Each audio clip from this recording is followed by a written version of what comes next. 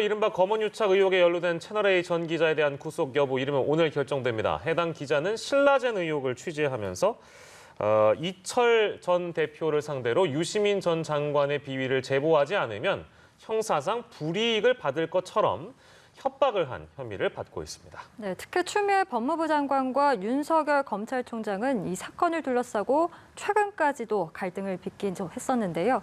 구속 여부를 가를 핵심 쟁점이 무엇인지 오늘 손정혜 변호사 그리고 최영희 시사평론가와 함께 짚어보도록 하겠습니다. 어서 오십시오. 안녕하세요. 예, 오늘 이제 결정되는 사안입니다. 채널A 이모 기자의 구속 여부인데요.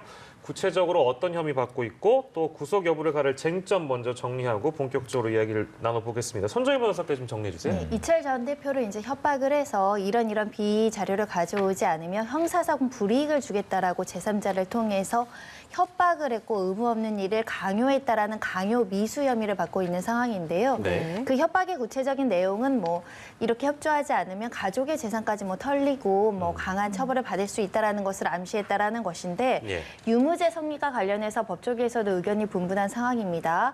강요죄, 그러니까 협박죄가 성립하기 위해서는 강요는 협박을 통해서 의무 없는 일을 하는 것을 범죄 성립 요건으로 하다 보니까 일단 협박 행위가 있었느냐 네. 이게 입증이 돼야 되거든요. 협박이라는 건 보통은 어떤 해악을 고지해서 해칠 것이라는 어떤 해악을 고지해서 공포심을 야기할 수 있을 정도의 언행이 있어야 되거든요. 네. 우리 국정농단 사건에서도 강요미수죄, 강요죄가 적용이 됐었는데 그때 여러 가지 이제 상호관계를 고려를 해야 되고 실제로 의사결정을 방해할 정도로 공포심을 야기할 정도로 그러니까 겁을 먹을 수준으로 해악을 고지했느냐 이게 기준이었거든요. 네. 근데 명확하지 않죠. 구체적인 사안마다 판단이 좀 다를 수 있는데요. 이 형사적인 불이익을 주겠다는 것이 이철 전 대표로서는 정말 겁을 먹을 정도로 구체적인 협박행위가 있었는지 네. 여부에 따라서 이제 유무죄가 성립이 갈릴 가능성이 있고요.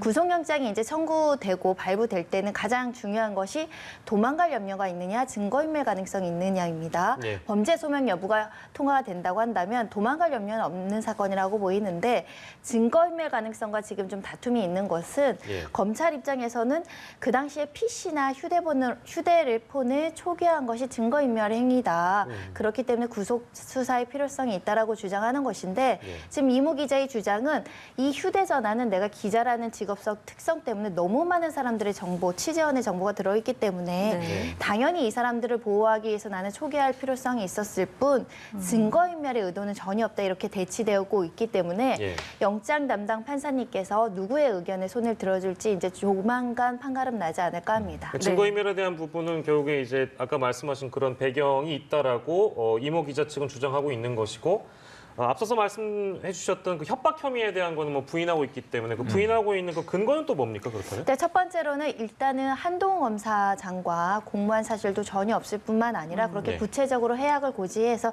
실제로 뭔가를 주지 않으면 형사처벌을 할 수 있을 정도로 검찰을 움직여서 이 사람한테 피해를 줄 만큼 구체적인 진술을 한 바도 없고 이 이야기가 또 직접적으로 전달된 것도 아니고 제3자를 통해서 전달이 됐기 때문에 왜곡 가능성도 존재한다라는 주장을 하고 있는 것이고요. 특히 이제 피해자가 없는 사건이다. 실제로 강요 기수에 이른 사건이 아니고 미수에 이른 사건이기 때문에 피해자도 존재하지 않을 뿐만 아니라 대검찰청 내부에서 이거 가지고 토의를 했었는데 예. 그러니까 범죄 성립이 된다는 쪽과 안 된다는 쪽이 지금 치열하게 공방이 있을 정도로 네. 법조계에서도 유무죄에 대한 다툼이 있는 사건인데 유죄로 단정해서 영장을 청구하는 것이 옳으냐 이런 주장을 하고 있습니다. 네. 이전 기자는 현재까지도 혐의를 계속 부인하고 있지만 수사팀은 반대로 이전 기자가 한동훈 검사장과 공모를 해서 협박을 했다라고 의심을 하고 있고 그 핵심 물증으로 이제 두 사람 간의 대화 녹음 파일을 내세울 것으로 전망이 되고 있는데 문제는 이 증거와 관련해서도 검찰 내부에서 좀 다양한 이야기들이 나오고 있는 것 같아요. 다양한 이야기들이 나오는데 크게 보면은 대검 지휘부와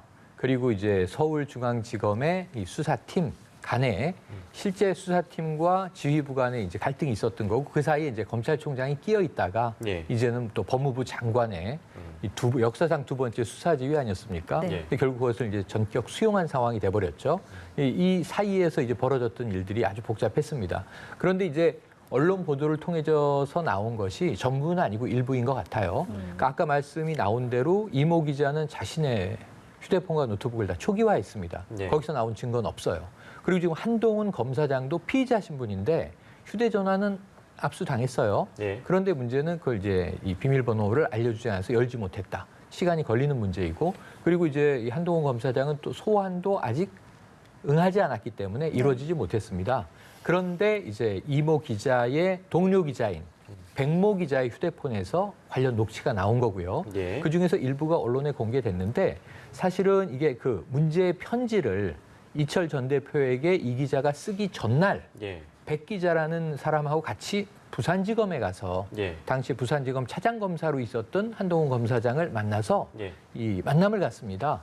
여기서 이제 이 신라젠과 유시민 이사장의 관계가 있는 것 같은데 네네. 하는 이야기를 이제 흘렸는데, 당시에 이제 녹취 내용으로는 한동훈 검사장은 나는 이제 셀럽, 소위 이제 저명인사들에겐 관심이 없다. 그러니까 이것은 이제 많은 피해자를 낸 금융사건이기 때문에 예. 이 수사를 해서 처벌해야 한다라는 원론적인 취지의 답변을 했다는 거예요. 예. 그러니까 요 내용만이라면은 사실은 관련성을 녹취로 입증하기는 쉽지가 않아요. 네. 그럼에도 불구하고 사실은 우리가 법무부와 검찰 간에 팽팽한 신경전이 벌어지고 있던 와중에 수사팀에서 이야기가 흘러나온 게 실체적 진실에 접근했다. 예. 이런 이야기가 나왔거든요. 예. 그런데 그러면 이제 법무부가 보기에는 수사가 거의 완료돼 가는데 예. 왜 이 중차된 시점에 외부 자문단에게 갑자기 수사를 옮기려고 한 것이냐? 예. 또는 왜 특임 검사를 이야기한 것이냐? 네. 독립수사본부를 왜 얘기한 것이냐? 오히려 수사의 이 혼선을 주기 위한, 흐트러뜨리기 위한 또 이 검찰 수뇌부의 이 입장이 아니냐 하는 의구심이 생겼던 거죠. 예. 그 이유는 이제 이 한동훈 검사장이 윤석열 총장의 최측근이다라고 예. 하는 이제 점 때문에 의심을 받았던 거죠. 예. 근데 이제 수사팀이 결국 끝까지 지금 밀고 가는 상황이 됐는데,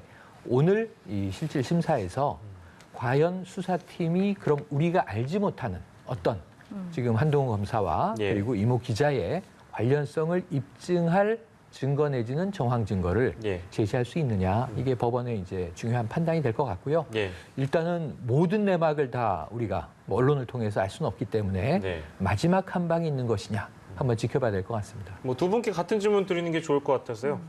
어떻게 그 청구 여부에 대해 좀 전망을 하시는지요?